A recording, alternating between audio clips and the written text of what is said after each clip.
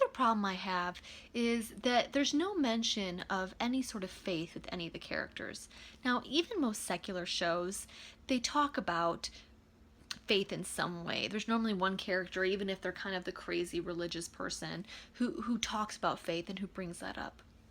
When someone commits suicide, it's a hot topic to talk about death and the afterlife. There's no mention of heaven or hell. There's no characters that are talking about any sort of afterlife or where she is.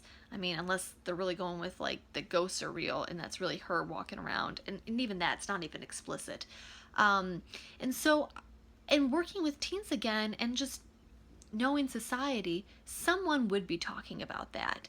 And I think it'd be helpful to mention faith in some way. It's kind of a hot button issue in faith circles to discuss. You know, is suicide something that automatically sends you to hell because you're not able to repent? Is it a mortal sin?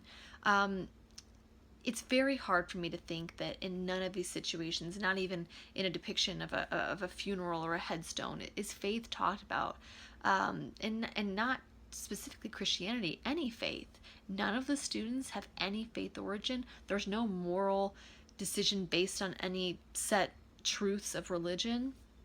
That's hard for me to believe, and I didn't feel like it was an accurate portrayal because it had no mention of anything like faith.